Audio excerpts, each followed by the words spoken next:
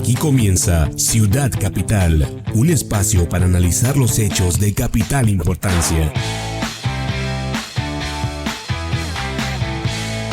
El pensamiento crítico de Jorge Heras y Eduardo Villalugo te actualizan con la información más veraz, junto con las pifias que suceden en el panorama capital. Analizadas a través de datos y voces de capital importancia.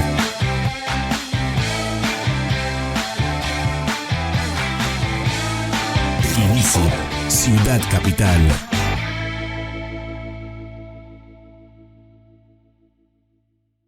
Hola, ¿qué tal? ¿Cómo le va? Muy buenos días. Gracias por estar acá en este viernes, cerrando semana acá juntos, ya sabe, en Ciudad Capital, donde todos, todas y todes tienen cabida y sobre todo, pues el análisis, la crítica, el cuestionamiento que hacen hacia el contenido periodístico que les proporcionamos, hacia la realidad que ocurre en esta región fronteriza, pero también a nosotros como parte de una sociedad que cuestiona. A usted que nos sintoniza en la 104.9, la número 1 en Sevilla Network, en prácticamente casi toda zona costa y en San Diego. Gracias al mediodía que esté con nosotros y también a quienes nos siguen en nuestras plataformas, en nuestras redes sociales. Villa, ¿cómo estás? Buen día. Jorge, muy buenos días. Listo, preparado para cerrar semana, una semana más en la que nos encontramos aquí informando, analizando los temas de capital importancia que se han generado en Baja California y a veces también a nivel nacional, dependiendo de la propia relevancia. Estaba viendo hace un momento la mañanera, no sé si tuviste la oportunidad de ver un pedacito.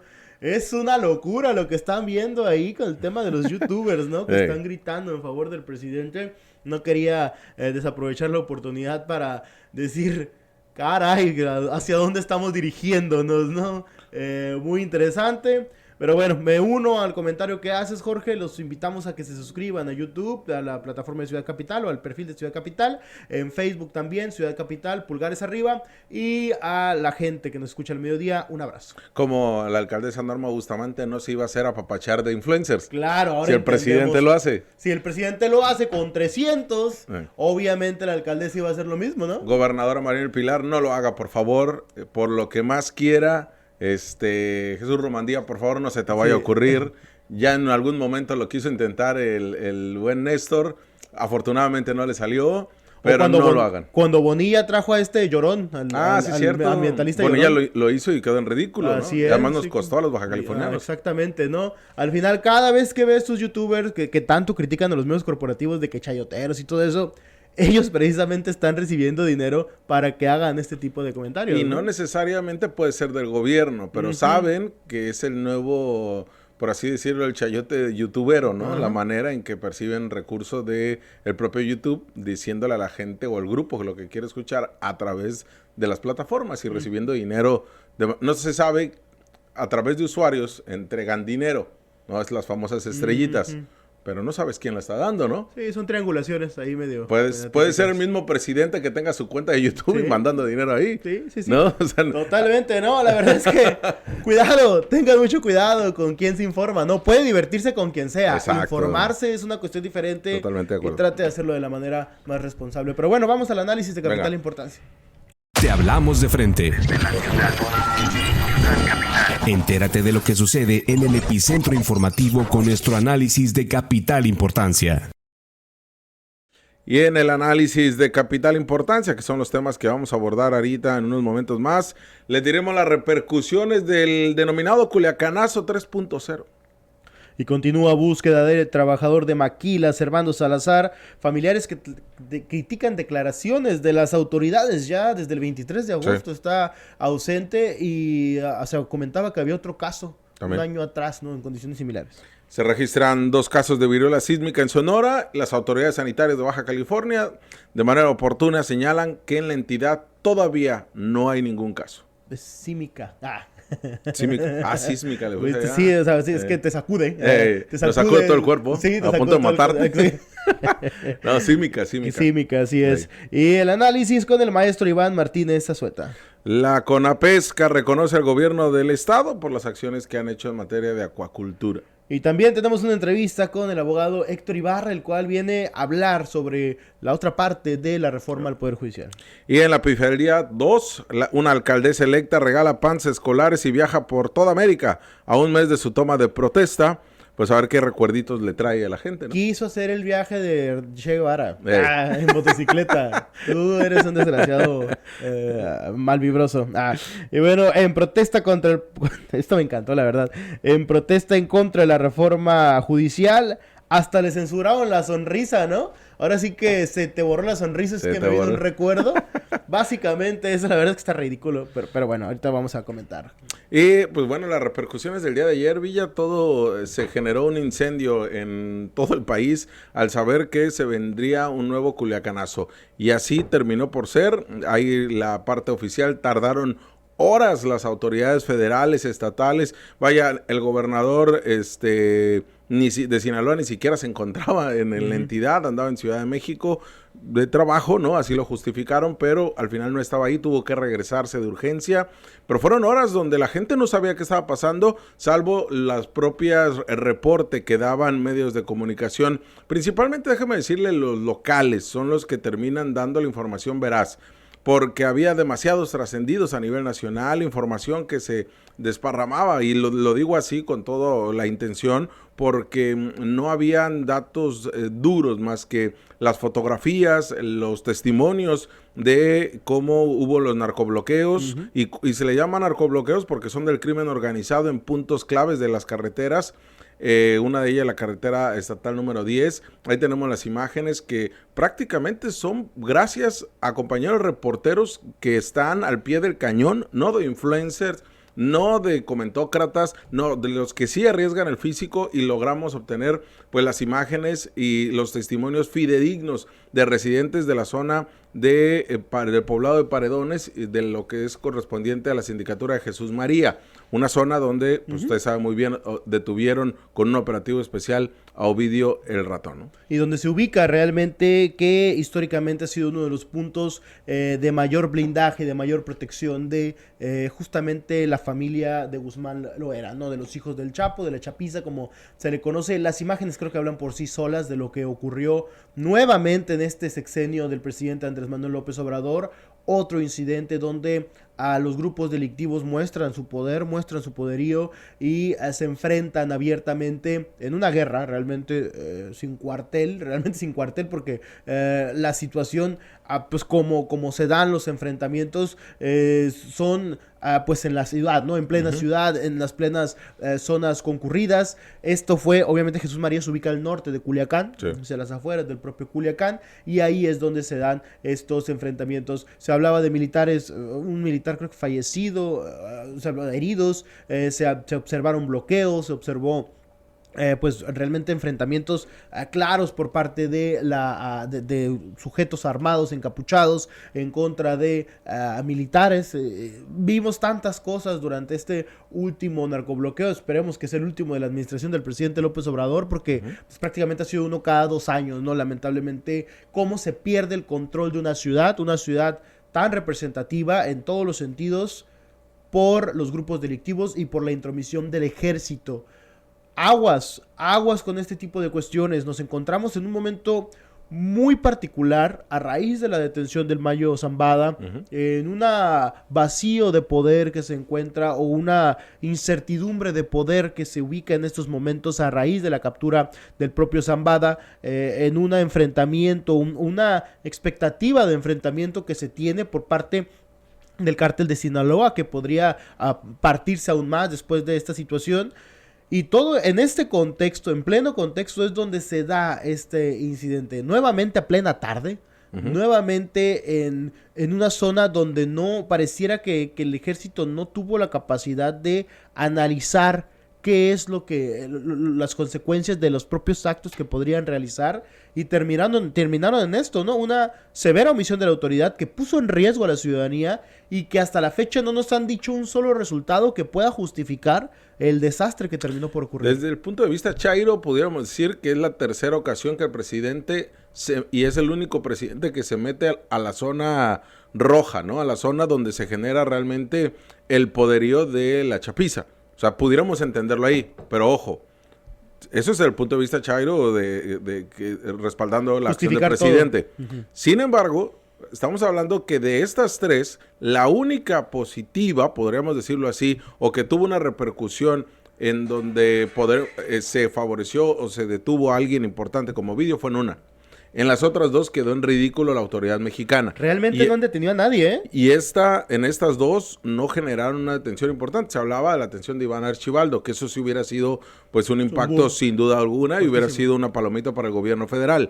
Pero acá hablamos de un operativo que hacen en esta zona de conflicto, de posicionamiento de la chapiza y donde no logran detener a nadie importante. Además de eso, si lo analizamos en retrospectiva, esto fue el punto central del fracaso de una política de seguridad de la Guardia Nacional y militares ocurrida en su primer trienio del presidente Andrés Manuel López Obrador, el Culiacanazo. Por eso es que le llaman el Culiacanazo 3.0. Pero si lo analizamos también desde el punto de vista del gobierno, lo que ofrece como información, quedan en ridículo. Totalmente. Quedan en ridículo porque no hay algo más allá que digan y minimizando lo ocurrido, cuando es claro en imágenes, en videos, la gravedad del asunto. Si lo trasladamos y lo regionalizamos, sí pueden entonces hacer operativos de esta importancia en el kilómetro 57, que es poder de los rusos. Sí pueden hacer lo mismo en Tijuana, en la zona este, donde operan 2-3 grupos importantes de narcomenudistas, también del cártel de Sinaloa, el cártel Jalisco Nueva Generación. Sí pueden hacerlo. O sea, sí pueden hacerlo y tienen la inteligencia para hacerlo. Uh-huh. ¿Qué pasa? Que de los 3 que han hecho en Culiacán, solamente uno les ha resultado. La realidad es que cuando se presiona esto, se plantea esta situación de por qué a los, dicen de una manera valiente, entre comillas, que ingresan a Jesús María por detenerlos. Es justamente, yo creo, obviamente yo no soy especialista en este tema, pero es algo que hemos podido analizar a raíz de los años de la cobertura de este tipo de incidentes. Cuando detuvieron al Teo, ¿dónde fue detenido? En Baja California Sur. Sí. Cuando detuvieron a Benjamín Arellano, ¿dónde lo detuvieron? En Puebla. Uh-huh. Cuando detuvieron al licenciado, ¿dónde lo detuvieron? En Ciudad de México. ¿Dónde detuvieron al Vicentillo? En Ciudad de México. ¿A qué voy con este punto? A todos estos grandes perfiles incluso el enfrentamiento con Ociel Cárdenas Guillén, yo creo que salvo uno que otro ahí, a lo mejor el Nacho Coronel o alguien por el estilo. O incluso los Zetas de Tamaulipas, que sí fueron violentos, ¿no? Ajá, pero ¿dónde detuvieron a todos estos perfiles? Los detuvieron en zonas donde no representaban o no tenían todo su poderío.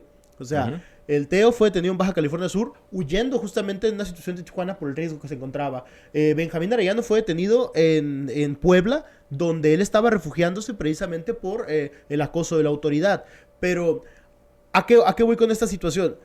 Los operativos eran por lo menos inteligentes, uh-huh. Donde no hubo salvo por el caso de Ociel Cárdenas Guillén, que se encuarteló, a lo mejor el propio Nacho Coronel también, como lo comentaba, algunos otros, pero por ejemplo los líderes de los Zetas fueron detenidos en zonas donde estaban desérticas, en puntos estratégicos, en limítrofes, en zonas donde el poderío no era tan grande como el que tendrían precisamente en su casa, ¿no? Sí, en la zona los Beltrán Leiva, donde ellos descansan, ¿no? Los propios Beltranes, en Cuernavaca, por ejemplo. O sea, vamos a esta situación y si bien hubo enfrentamientos en muchos de ellos, la realidad es que las capturas fueron estratégicas, fueron planteadas entendiendo hay riesgo en la sociedad, sí, vamos a hacerlo en un punto donde sea menor el riesgo. Ha habido otros enfrentamientos donde sin duda han salido un poco de control. La detención del Chapo, uh-huh. Por ejemplo, es una de esas situaciones, pero él estaba pues un poco alejado justamente de la zona, ¿no? O sea, había cierto control a la hora de realizar un operativo definido. En este caso no. En este caso se ve el desorden por completo. La detención de Ovidio la primera vez fue un total desorden. La detención de Ovidio la segunda vez fue un total desorden. Este incidente que seguimos sin saber si iban a detener a Iván Archibaldo Guzmán Salazar, o si iban por otro líder, también un jefe de seguridad que tiene Iván Archibaldo, el Chapito, que también se habla de que fue capturado, pero se empieza a poner un poco nebuloso realmente la información, y empezamos a hacer este análisis, nos damos cuenta de que ha sido un verdadero fracaso hasta los operativos planteados para poder realizar estas detenciones. Han puesto en riesgo a la ciudadanía, el gobierno del presidente López Obrador, en 3 ocasiones en Culiacán, donde hubo muchos muertos, por lo menos en una, pero donde pudimos haber hablado de algo mucho peor. y ha sido por la irresponsabilidad del propio gobierno del presidente López Obrador, que es lo único que, bueno, es algo que siempre le he criticado de una manera muy severa. Es un fracaso total todo lo que ha implementado en materia de seguridad. Sí, el ejemplo número 1 pues se encuentra ahí la Guardia Nacional como tal, ¿no? Y antes de pasar con el maestro Iván Martínez... Hace un video, si podemos observarlo, Isaac, precisamente de esto, parte de lo que se suscitó sobre la violencia en Culiacán, ya para pasar con el buen Iván. Y podemos escuchar para que vean que sí hubo realmente enfrentamiento como tal, o sea, no era algo menor. Son dos videos, uno que se encuentra dentro de un vehículo. Sí, no solamente fue el tema del incendio de los vehículos, eso fue después. Claro, exactamente. O sea, lo primero que se dio es el enfrentamiento entre grupos del crimen organizado del cártel de Sinaloa contra precisamente los elementos de la Secretaría de la Defensa Nacional. Ahí tenemos Vamos el video. a escucharlo.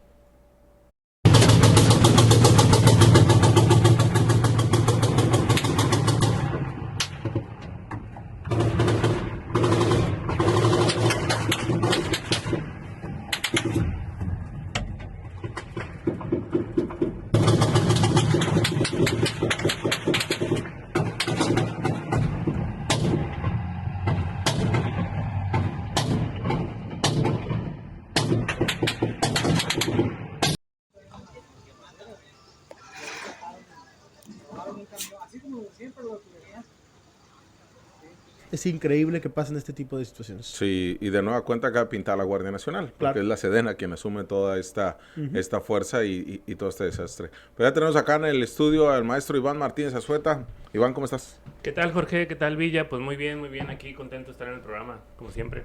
Oye, Iván, pues un tema que ha simbrado a la comunidad de Tijuana y donde la autoridad no ha sabido manejarlo, salvo que la fiscalía, pues bueno, continúa en operativo en esta empresa ubicada en a la salida hacia de Tijuana, rumbo hacia Tecate, y donde ha terminado por ser una evidencia del mal manejo cuando hablamos de maquiladoras, ¿no? El caso de Servando, quien pues desaparecido desde el pasado viernes, ingresó, y ayer hubo una búsqueda por parte de colectivos, ingresó a trabajar, realizó actividades laborales, salió de la empresa, volvió a entrar y ya no volvió a salir. Esto nos habla, pues, de nueva cuenta cuestionando lo que sucede al interior de las empresas. Sí, Jorge, totalmente. Incluso se ha hablado de que está ahí su carro, ¿no? Que Está sus estacionado. pertenencias en su escritorio y todo. Entonces, las sospechas es que puede haber sido un asesinato industrial, se le llama, ¿no? En tecnicismo. Es decir, cuando un trabajador, un obrero muere en su lugar de trabajo como consecuencia de pues las faltas de condiciones de seguridad mínimas, ¿no? Entonces hay un montón de casos así en todo el México y en el mundo, supongo, ¿no? Pero la sospecha aquí es qué pasó, pues, ¿no? Que no encuentran, pues, no lo encuentran a él, ¿no? Está desaparecido. Entonces, digamos que ahí se junta con otra de las grandes crisis actuales, que es la de las desapariciones, ¿no? Entonces, me parece que la empresa tendría que... Obviamente ya dejó entrar, pero la autoridad sobre todo tendría que investigar a cabalidad el caso, porque puede ser eso, ¿no? Una gran probabilidad de que puede haber sido un caso así, que lo estén encubriendo, se tornaría gravísimo, ¿no? Ahora hay que recordar que el teléfono celular de Servando fue localizado pues muy cerca, en una plaza comercial, de la zona, ¿no? Muy, muy cerca de donde se encuentra la empresa.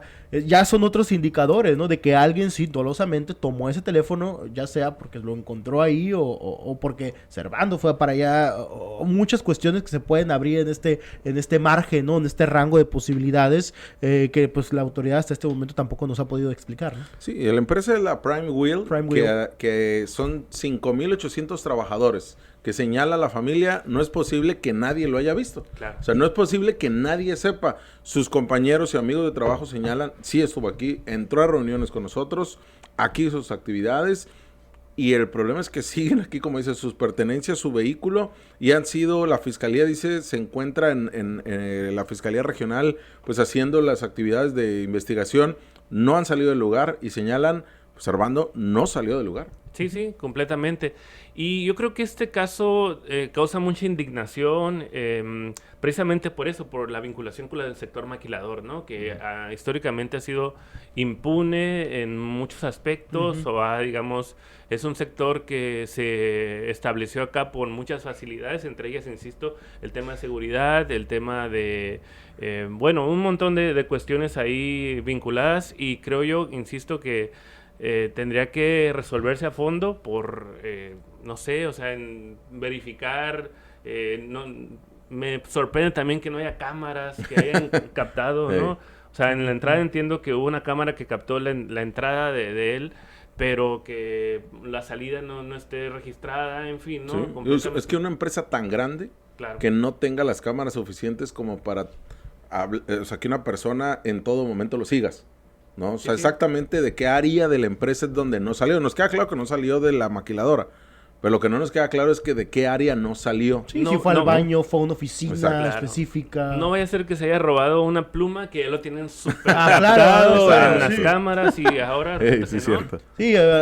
Sí, cuando, por ejemplo, no sé, en alguna maquilada que me tocó a mí trabajar en maquiladoras hace muchos años, que pues prácticamente te esculcaban, te revisaban como ni siquiera cuando cruzas Estados Unidos, ¿no? Ni siquiera cuando cruzas el aeropuerto, cuando entras para ya abordar, casi te hacen una sentadilla y tose, ¿no? O algo por el estilo, para ver si no te robaste algo, ¿no? Sí. O sea, a ese grado es donde también el sector maquilador toma estas medidas para protegerse ellos. Pero cuando se trata de proteger a un ciudadano, a un trabajador de ellos, vemos que no tienen respuestas para brindar ante este caso, ¿no? Y la esposa ha sido muy, de verdad, el reconocimiento a la familia, porque pues, vives un dolor, una desesperación, no saber qué pasó. La señora Wendy Bravo, pues ha señalado, ¿no? Con el dolor, pues muchas cuestiones que ocurren al interior de la empresa y que ya se habían denunciado y que pues al final había quedado todo exactamente igual, ¿no? Las medidas de protección, los protocolos, pero además ahora el cuestionamiento de Wendy es de decir, a ver, la Secretaría del Trabajo otra vez, Alejandro Arregui, señalando y hablando de montos de indemnizaciones cuando no es un accidente laboral, claro, cuando se está adelantando a la investigación de la Fiscalía. Hay que decir que a Alejandro Arregui no se le ocurrió decir culpar al joven, ¿no? A Jorge también, por no traer un GPS, ¿no? Así es, algo así. Sí, como dices, es un caso de desaparición, ¿no? No es un caso que se haya... Hoy, evidentemente, lo ideal, lo central que busca la familia es que aparezca con vida, ¿no? Sí. Pero eso me parece muy responsable de Arregui. Frívolo. Muy frívolo totalmente, ¿no? Asumir que ya... Sacando el tabulador. Sí. Y ya resolvió el problema y yo ya me voy, ¿no? Sí. Ya el tema es fiscalía. No, para nada, ¿no? Incluso que diga qué va a hacer en cuestiones de a enforzar que se cumplan las leyes, los mecanismos de seguridad y todo eso. Y hasta mayor... cámaras, ¿no? Que garanticen la entrada y salida del personal en estas grandes maquiladoras que, como tú dices, tienen mucho personal y evidentemente hacen procesos también, digamos, entiendo que son vinculados a la industria automotriz, ¿no? Sí, sí, de ya neumáticos, rines, ¿no? rines y todo esto. Entonces son grandes procesos industriales que también pueden llevar a accidentes. Riesgos. Y además no era un trabajador nuevo, o sea, la gente lo conocía, los jefes lo conocía la empresa, o sea, no es como que se perdió, se accidentó, o sea, tenía 10 años en la empresa laborando. O sea, no era un empleado que acababa de entrar y que quizá en alguno de los procesos se metió por accidente. O sea, no hay ningún elemento que les pueda decir a la fiscalía como tal o a la autoridad o al propio Secretaría del Trabajo que esto se trató solamente de un accidente, ¿no? Y ya va, pues, una semana, siguen sin encontrarlo. Y si quieres pasamos un video de ayer. Pues Todos Somos Eric Carrillo hizo una pesquisa en la zona, en diferentes colonias alrededor, en las Torres, en 10 de Mayo, en Alamar, en Altiplano y en la zona del Boulevard 2000, que es prácticamente pues los alrededores de esta empresa. A ver si ponemos el video. ¿Sí está el video, Isaac? Ándale, ese. Ponemos el video y lo escuchamos. Me encuentro en el Boulevard Terán. Esto nos lleva a un ladito de la fábrica Prime Wind, de esa fábrica que desapareció, Servando Salazar. Ya estamos llegando al lugar, vamos a hacer un barrido, traemos gente de experiencia, traemos amigos de él, traemos familia, personas que se han unido, se han solidarizado a esta búsqueda, igual junto con la seguridad ciudadana, que nos han enviado seguridad. Agradezco al licenciado Antonio Gama, a todo su equipo, que ayer hablé con el fiscal central, hablamos con el fiscal central, Rafael Orozco, nos comenta que siguen trabajando las 24 horas ahí en la fiscalía, no han salido, tienen personal de la fiscalía dentro de las plantas, ellos siguen entrevistando, buscando, encontrando. Pues los colectivos, ¿no? Solidarizándose, parte de la ciudadanía incluso estuvo en ese recorrido, no encontraron absolutamente nada, ningún indicio que les diga que salió de la zona, y vaya que estuvieron todo el día ahí haciendo la búsqueda, ¿no? Sí, y a final de cuentas, de nueva cuenta, dan la cara quienes hacen el verdadero trabajo, son los colectivos de familiares en búsqueda, ¿no? Lamentable lo que ocurre, y quizás para vincularlo al tema, digamos, de lo que viene con la nueva administración, me parece que este es un caso que en el marco del nearshoring, que van a llegar nuevas empresas, que se debe añadir a otras reformas que ya se están haciendo, como son las en contra de las empresas golondrinas, la reducción de la jornada laboral, porque insisto que las condiciones de excepcionalidad para obtener muchas ganancias en México no solamente fueron sueldos, sino también regulaciones en términos laborales y de seguridad en estos centros de trabajo, ¿no? Entonces me parece que este caso y otros ponen de nueva cuenta las alarmas o el foco en este tipo de cuestiones de las fábricas, ¿no? Van a llegar nuevas empresas y se tienen que reforzar todos esos mecanismos, ¿no? Sin duda. Sobre todo en estas condiciones, ¿no? Y sobre todo porque ya en estos momentos estamos teniendo otras circunstancias como esta. El año pasado, si mal no recuerdo, estaba leyendo yo una información que hablaba de que también había una desaparición de un joven que también trabajaba en esta maquiladora. Tengo entendido que él sí logró salir de ahí, pero que fue el último lugar donde fue visto también esta maquiladora, ¿no? Y a la fecha el joven sigue ausente. O sea, si empiezas a revisar, a lo mejor pudiéramos empezar a encontrar pues más relaciones, ¿no? Y más cuestiones en estos casos, ¿no? Unas empresas tan grandes, donde pasan tantas cosas, donde pueden ocurrir tantos incidentes, y que ahora también tenemos que preocuparnos por que ocurran estos casos de desaparición en un inmueble, ¿no? Algo que a lo mejor no se había pensado, pero que probablemente ya ha pasado otras veces y que no lo habíamos identificado porque no formaba parte, ¿no? De esta visión que se tiene de lo que puede pasar ahí dentro también. Y Kurt Honol y Arregui, secretario de Economía y del Trabajo, si no saben, no hablen. Lo que esperamos de ustedes es que nos digan, a ver, la empresa sí cumplía con tal protocolo, la empresa incumplía con el pago al SAT, la empresa sí paga el ISR. Eso es lo que queremos que ustedes nos digan, porque esta es su chamba. No queremos que sean los defensores de la empresa, porque para eso ellos tienen abogados, y para ellos tendrán representantes que hacer, o incluso tendrán sus áreas para manejar temas de comunicación, pero no es el gobierno quien tiene que salvar a las empresas siempre. El ejemplo número 1, cuando el gobierno se mete a salvar empresas, es Constellation Brands, y no les funcionó con las millonadas de dinero. Por cierto, ya vendieron los terrenos, ¿no? Sí, por cierto, ya los vendieron. Pero es ahí donde uno espera que la autoridad actúe de manera distinta, ¿no? Sí, y no solamente si, como tú dices, los empresarios tienen mecanismos de representación, en este caso el Estado, la Secretaría de Trabajo debería proteger a los trabajadores, pero otro tema que se vincula es el de los sindicatos, ¿no? Que no hay verdaderos sindicatos que representan a la clase trabajadora. Imagínate que tuviera un sindicato Prime Wheel y que no se encuentra su compañero trabajador, hicieran una protesta, hicieran un paro de labores hasta que se diera pues con el paradero, o se hicieran las búsquedas o cualquier medida, ¿no? Entonces eso también es consecuencia, incluso las propias medidas de seguridad de las que hablo también son consecuencias de que los trabajadores están desorganizados, no tienen una organización sindical que represente sus intereses, ¿no? Entonces son muchos temas que se vinculan, y por eso creo que está causando tanta indignación, ¿no? Este caso vinculado al tema maquilador. Pues muchas gracias, Iván, por andar acá. No, con gusto, como siempre, cada viernes. Sale. Bueno, vámonos a un corte. No te vayas, ni te pierdas la información de Ciudad Capital. En un momento volvemos. Atención, cachanillas, el gobierno de Mexicali está modernizando el alumbrado público con luminarias LED en todo el municipio. Ya instalamos 20,000 en 141 colonias y vamos por otras 20,000 luminarias más para toda la ciudad y el valle, porque un Mexicali más iluminado es un Mexicali más seguro. Gobierno de Mexicali, uniendo esfuerzos. ¿Los dinosaurios siguen entre nosotros? Cultura UABC y el Museo Americano de Historia Natural de Nueva York traen para ti Dinosaurios entre nosotros, del 12 de septiembre al 9 de marzo en el IC Museo UABC en Mexicali. Detalles en redes de Cultura UABC.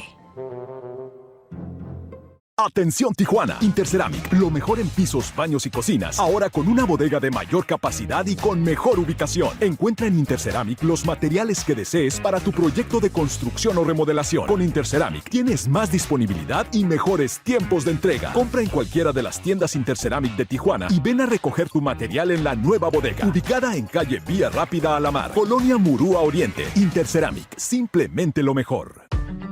Esta es tu UABC, que te ofrece asesoría legal gratuita a través de los bufetes jurídicos en Mexicali, Tijuana y Ensenada. Estudiantes y docentes te brindan servicios de calidad y con transparencia.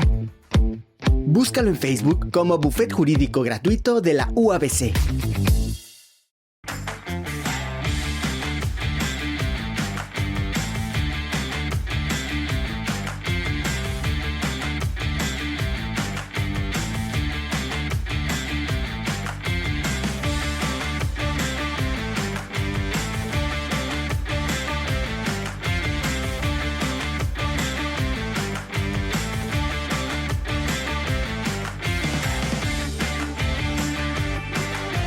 Las grasas, los aceites, preservativos, toallitas húmedas y todo tipo de basura son causantes de taponamientos y colapsos eventuales en nuestros sistemas de drenaje sanitario. Trabajando juntos, ciudadanía y gobierno, podemos mantener nuestros drenajes funcionales. Existen depósitos de reciclaje para colocar aceites, grasas y plásticos, y los demás desechos arrójalos a la basura. Cuidar el drenaje nos hace fuertes. Comisión Estatal de Servicios Públicos de Mexicali. Y puedo ganar todas las carreras y concentrarme mejor. Porque como dicen, pancita llena, corazón contento. Gracias al programa de desayunos escolares calientes del gobierno del estado de Baja California, se entregan casi 300,000 desayunos calientitos todos los días en las escuelas. Con tu ayuda, seguimos trabajando por nuestras pequeñas y pequeños, con el corazón por delante. Pancita llena, corazón contento.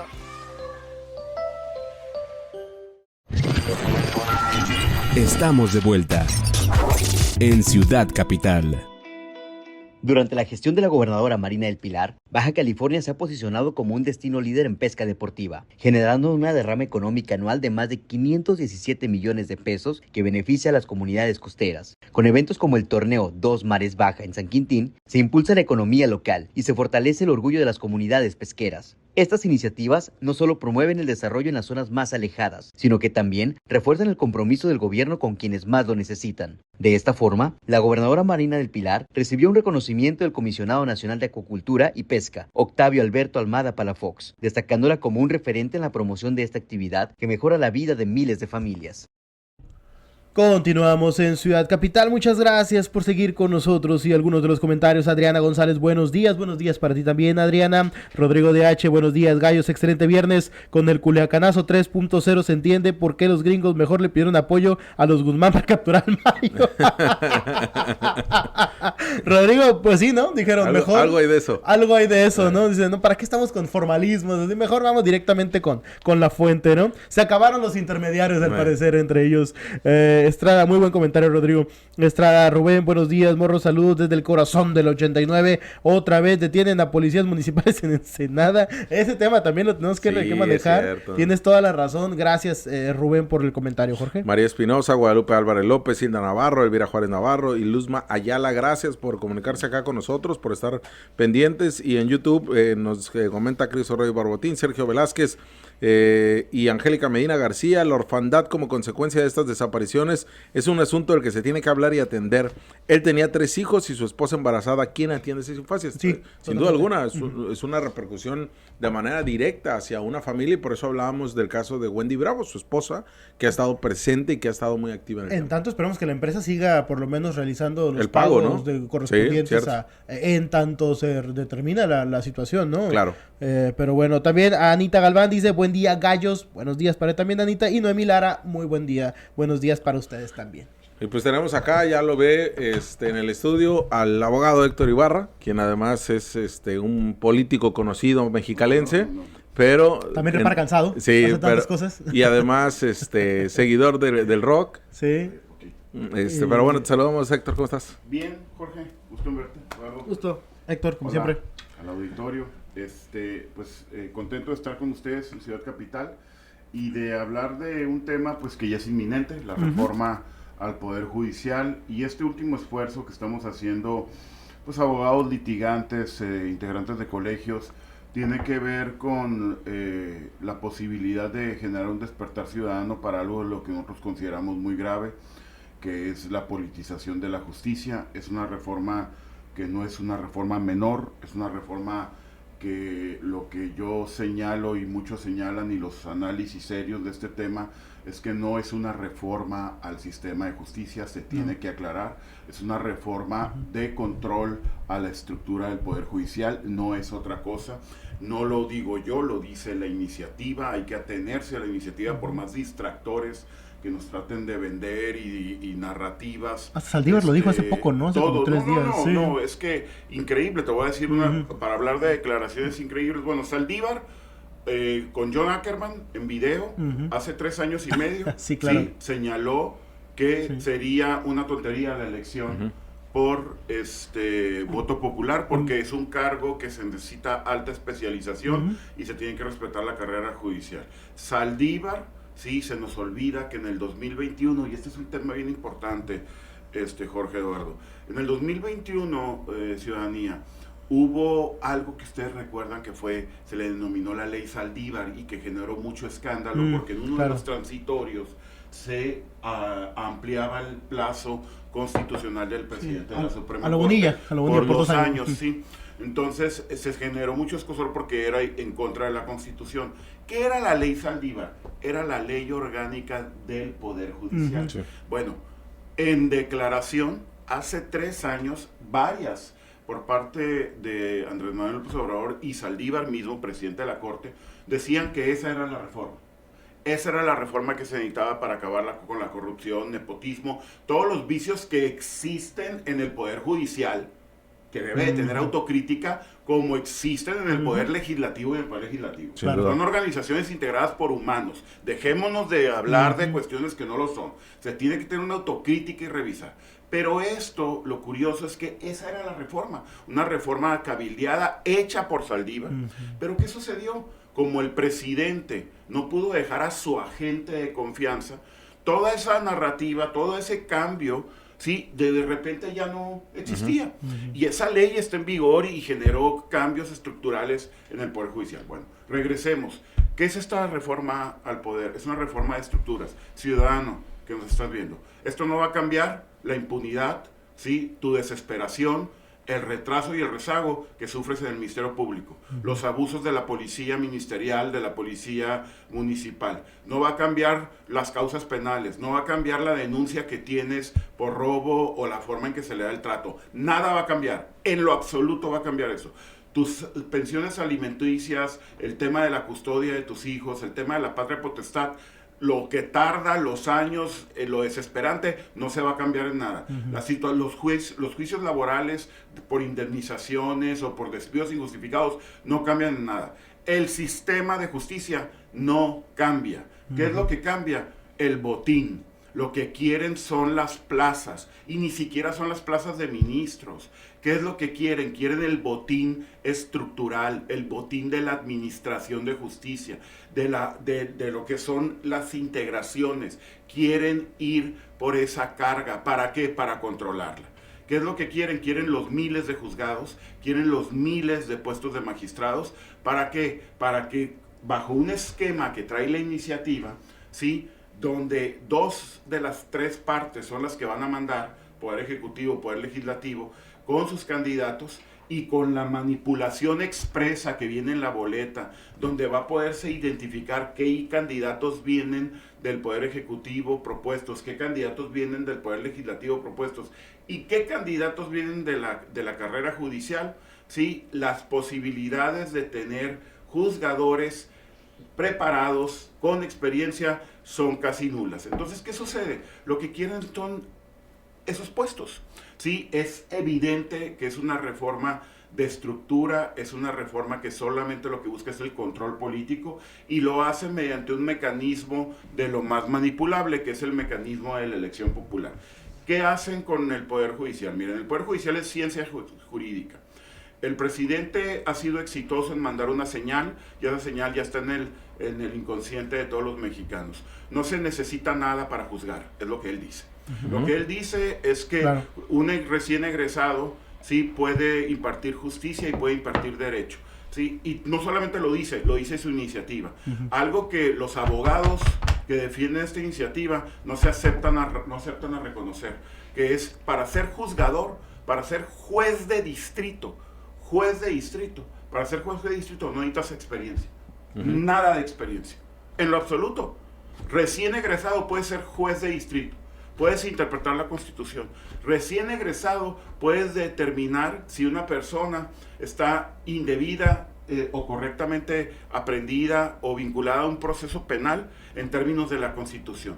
Recién egresado puedes determinar una suspensión por una obra pública. Recién egresado puedes determinar o no una suspensión por una expropiación por causa de utilidad pública. Una materia de telecomunicaciones, ¿sí? De hidrocarburos, de energía, ¿sí? Materia administrativa compleja, materia de huelgas. Un juez que pueda tener inclusive con las carreras ejecutivas o en línea que duran 2 años, un juez que pueda tener 20 años de edad.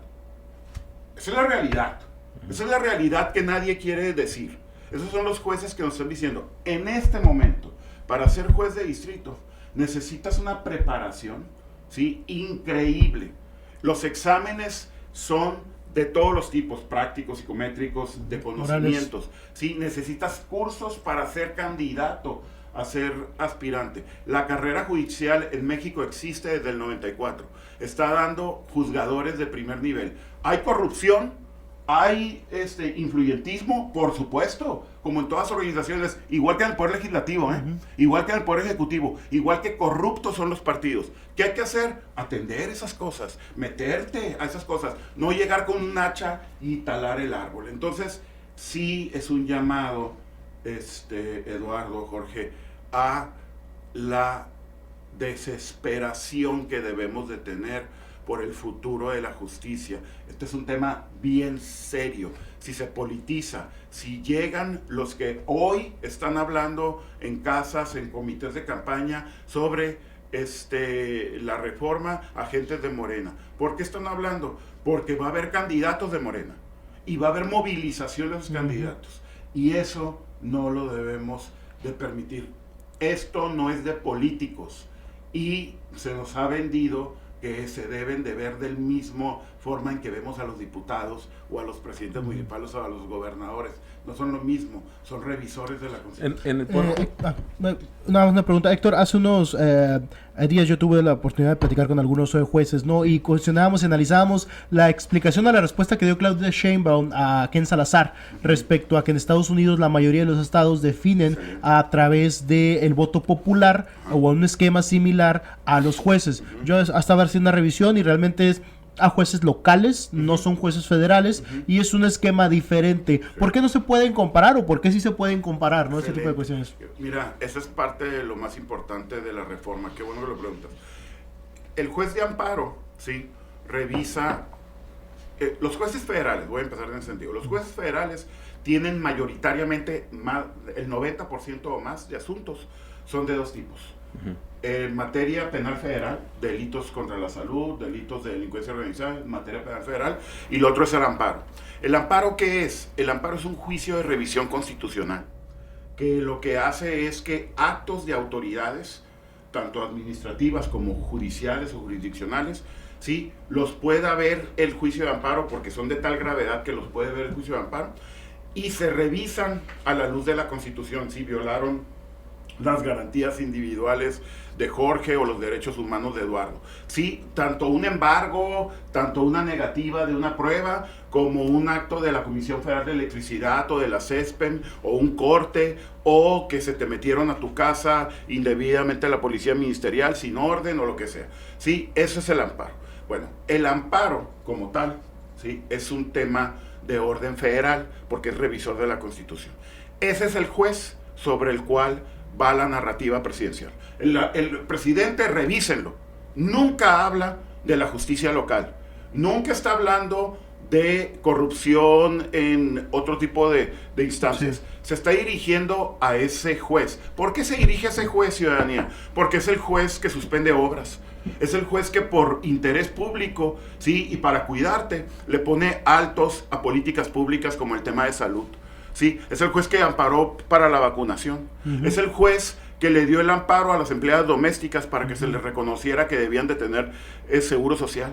Es el juez que ampara pequeños propietarios cuando hay un abuso de un presidente municipal. ¿Qué es lo que sucede con Andrés Manuel? Andrés Manuel piensa que todo es él y no reconoce que puede haber un presidente municipal de Caborca, ¿sí? O de Imuris, o de Tecate, o de Ensenada, que se deschavete y que como autoridad empiece a ejecutar actos. Bueno, todos estos cambios, ¿sí? Toda esta reestructura lo que va a hacer es debilitar la protección que tenemos contra todas las autoridades que abusan del poder. No solamente el presidente ya se va. No es, el presidente de la República es el que menos. El problema son los gobiernos chiquitos que no vemos en la sierra, ¿sí? Que como Vargas crean que la Constitución es suya. Ese es el juez federal. Bueno, ese juez es un juez constitucional que ve amparo, ¿sí? En ninguna parte del mundo ese tipo de jueces se eligen por voto popular. Lo repito, en ninguna parte del mundo. Es falso. Lo que se elige en Estados Unidos son jueces menores y son jueces que tienen que ver con materia distinta y inclusive hay estados donde el juez va por el partido, Sí, juez demócrata, juez republicano. Va por el partido, sí, y con una plataforma frontal, no escondiéndose como lo va a hacer de esta manera. Entonces, es distinta la materia. Ninguna parte del mundo es de esta manera. Inclusive en Estados Unidos, que se utiliza el símil, sí, los ministros de la Suprema Corte, recordemos, son propuestos directamente por el presidente de la República, igual que los jueces. Sí, recaen en el Senado, ¿no? Sí, aunque sí hay 22 estados de los 50 que los jueces estatales de última instancia sí son por voto popular, aun cuando, como dices, puede ser por partido político, ¿no? Sí, o sea, todo, pero totalmente.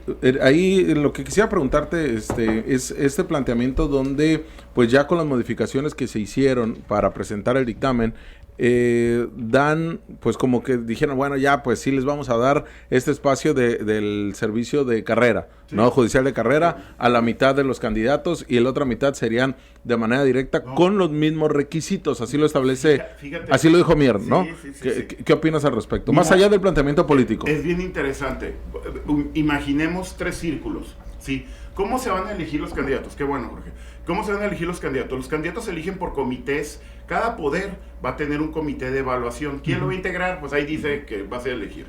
Bueno, de esos comités, lo que van a hacer es decirle, todos los que quieran inscribirse al Poder Legislativo, al Poder Ejecutivo y al Poder Judicial, vengan. Y aquí vengan y hacemos la lista. Miles van a hacer, ¿no? Entonces, ¿qué va a pasar con cada comité? Cada comité va a hacer una selección. ¿Qué es lo que va a verificar para la selección? Ojo, en este momento para ser juez de amparo, ¿sí? Necesitas todo lo que te dije. Toda la preparación, años de preparación, ¿no? ¿Qué te están? Magistrado, ni se diga, y ministro de la Suprema Corte también, aunque ahí está el caso de Lenia Batres, que cualquier actuario del Poder Judicial en este momento tiene mayores conocimientos que la señora. No lo digo denostándola, lo digo porque es la realidad del nivel de exigencia que tiene ahorita para ser actuario y para concursar por una actuaría con los requisitos que existen actualmente en el Poder Judicial de estudio, de reconocimiento. Eso es lo que pasa cuando perdemos de objetivo que impartir justicia, dictar una sentencia, es técnicamente complejo, no es políticamente incorrecto, no cualquier abogada o abogada puede impartir justicia, hombre. Pues sí, es una especialidad. Dentro del abogado hay formaciones y vocaciones. Para ser juzgador, para tener la suerte del patrimonio o de la libertad de una persona, se requiere experiencia técnica, conocimiento. Y esto no ojalá esta fuera una reforma que exigiera más conocimiento, más requisitos. Yo sería el primero en apoyarla, inclusive con el voto popular. Si hubiera filtros para saber que los que van a ir a las urnas son, después de evaluaciones, certificaciones, revisión de estudios y experiencia, los mejores, soy el primero que dice vamos por el voto popular. El problema es que quisieron el combo cuates, el combo extra grande. O sea, no solamente fueron por la hamburguesa, fueron por las papas grandes, por los aros de cebolla y por la soda. ¿Por qué? Porque fíjate lo que dice, lo que pregunta Jorge, regreso al tema. ¿Qué es lo que señalan? Comités de evaluación. Entonces los comités de evaluación van a decir, vénganse, regístrense, se registran todos los que se quieren registrar.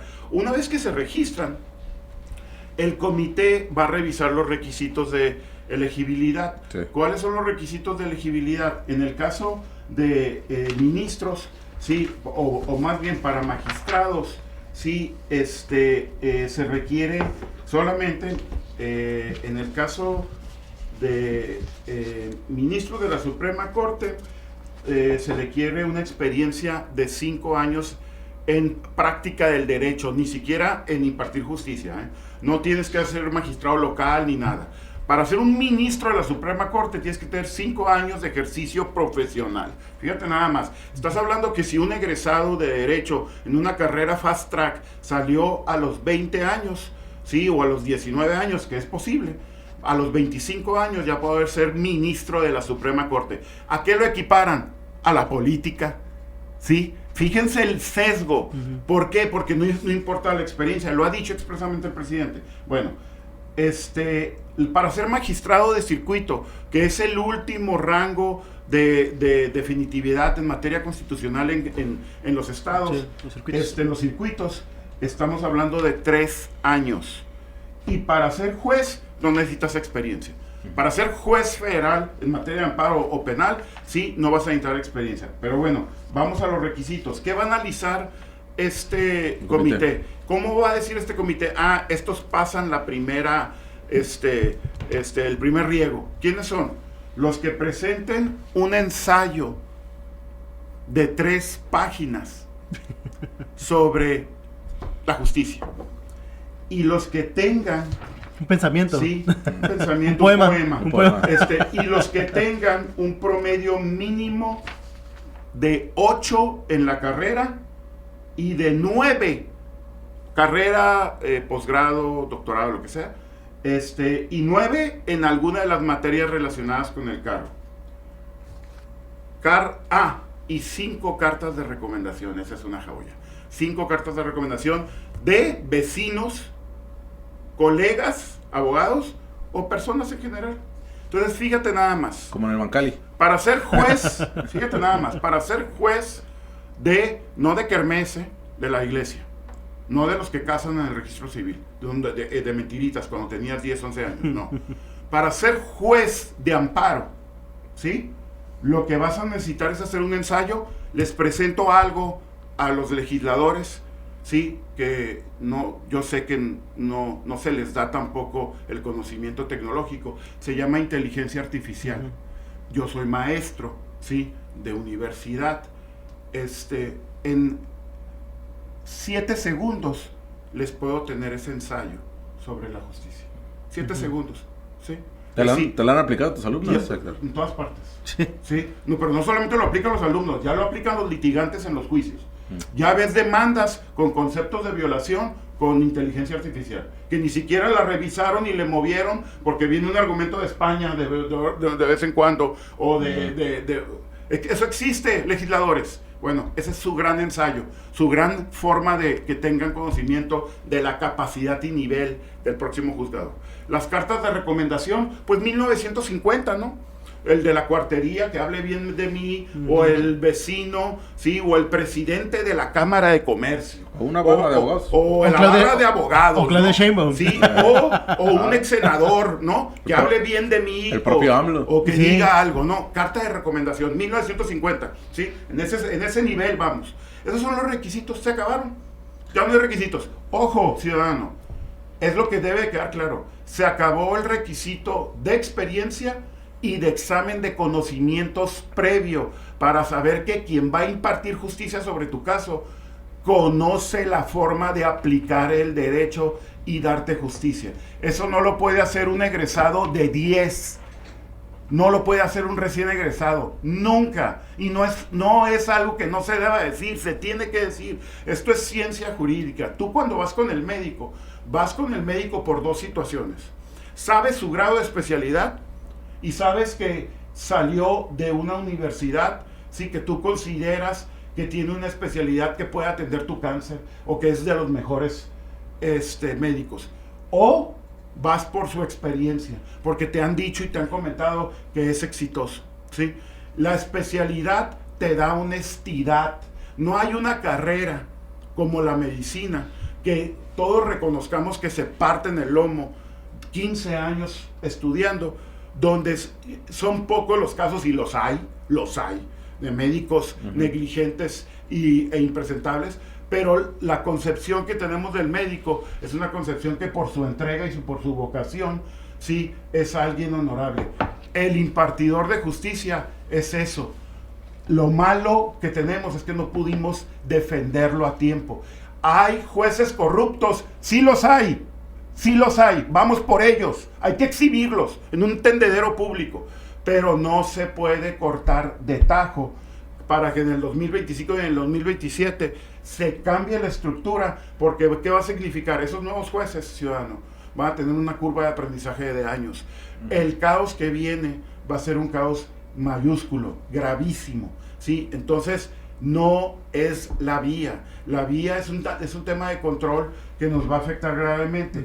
Y es lo que yo quiero comentar, mira. Oye, y nada más, Héctor, tendría que ser en una segunda parte con que estés con nosotros. Sí. Ya el tiempo se nos agota. Sí, pero sí. Yo nada más lo cierro con esto, Jorge, porque sí es un tema muy amplio, pero yo quisiera comentar. Te invitamos otro día, ¿no crees que te estamos contando? No. Nada más. Vente el lunes, una siguiente reflexión, con gusto. Una siguiente reflexión nada más. Si viene esto, lo siguiente que vamos a estar platicando ante la normalización de las cosas es, y ya está anunciado porque viene el paquete de febrero, se acaban los diputados plurinominales, ¿eh? Viene la reforma. Sí. Esa es la nueva discusión. Va a haber puro diputado de elección directa, porque ya se perdió esta idea de que todos los demás son innecesarios, y ese es el fin, sí, de la democracia participativa como la conocemos, de la representación de las minorías, que la izquierda peleó, se benefició y le dio la tribuna para generar liderazgos como los que hoy tienen. Entonces, vamos avanzando en normalizar, sí, desapego al derecho, desapego a la Constitución, pero sobre todo falta y ausencia de libertades, hay que trabajar en ello. Perfecto, bueno, vámonos a un corte. No te vayas, ni te pierdas la información de Ciudad Capital. En un momento volvemos. Atención, cachanillas, el gobierno de Mexicali está modernizando el alumbrado público con luminarias LED en todo el municipio. Ya instalamos 20,000 en 141 colonias y vamos por otras 20,000 luminarias más para toda la ciudad y el valle, porque un Mexicali más iluminado es un Mexicali más seguro. Gobierno de Mexicali, uniendo esfuerzos.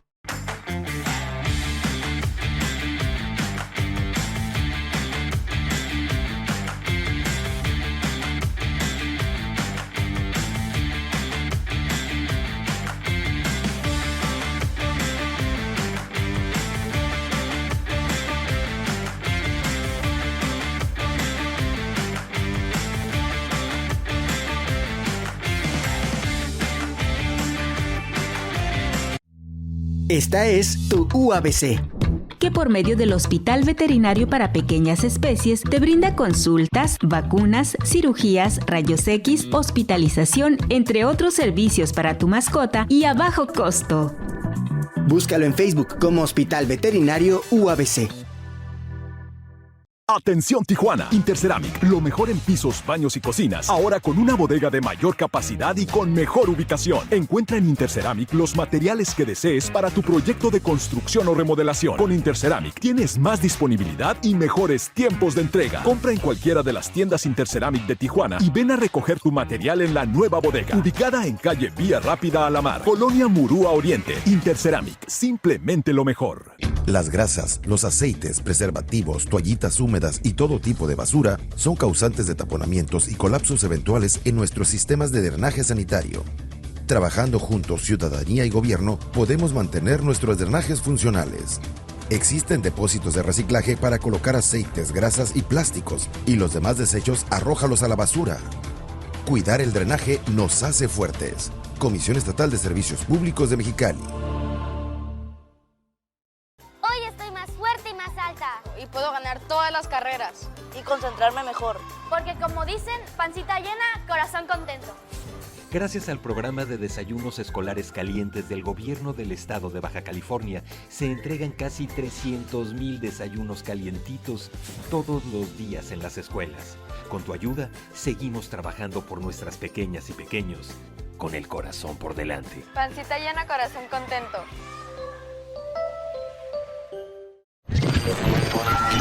Estamos de vuelta en Ciudad Capital. Continuamos y ya para cerrar las pifias. ¿Cuál de las pifias? Porque Héctor Ibarra no para ni en los comerciales. Sí, sigue acá dando las cátedras. Acá viene engranado. Pero ya está invitado para la siguiente semana. Yo creo que el lunes, si podemos. Para seguir hablando del tema, sin duda alguna. Sí, porque el lunes yo probablemente ya empiece la discusión, Jorge, de Monreal dijo que del 1 al 4, desde el domingo en la tarde hasta el miércoles, van a estar el debate, ¿no? Ya el debate en la Cámara. Pues no, acuérdense que va a dar falta mucha carne. Mucho, Sí.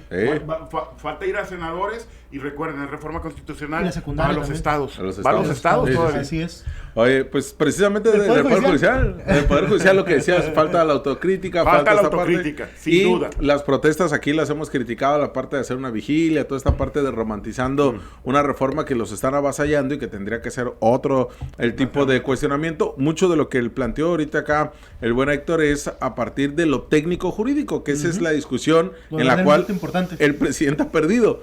Pero bueno, el día de hoy es, creo, ¿no? Es hoy la protesta de la justicia ha muerto. Y veamos lo que dan a conocer para que hagan la manifestación. El itinerario: a las 7 de la tarde, reunión y acomodo por órganos. Suena muy raro, se lo podría interpretar de muchas formas. A las 7:30, inicio de la marcha. A las 8 de la noche, llegada a Secut más acomodo. A las 8:10, me encanta esto, fotografía oficial. Por favor, no sonreír. Y a partir de ahí, discurso del titular. O sea, hasta para esto son aburridos, ¿no? Hasta para poner orden en su... El ABC. En su guión. Nunca nadie les dijo cómo protestar, ¿no? Sí. Oye, es que es la del título, ¿no? La foto del título de la carrera, que te relamen el pelo. Oye, por favor, no usar suásticas, ¿no? Pues obviamente que nadie va a reír. Por favor, Por favor, no llevar camisetas de Morena. Por favor, marchar fuerte, ¿no? Que se escuche hasta Palacio Nacional. No, la verdad que no llevar amblitos de peluche. Por favor, no llegar en sus Ferraris, ¿no? En Porsche. O sea, esto no es así. La protesta tiene que ser... Además, las protestas se dan de manera natural. Se dan así. Hay cosas que no se ponen por escrito. Son vivas.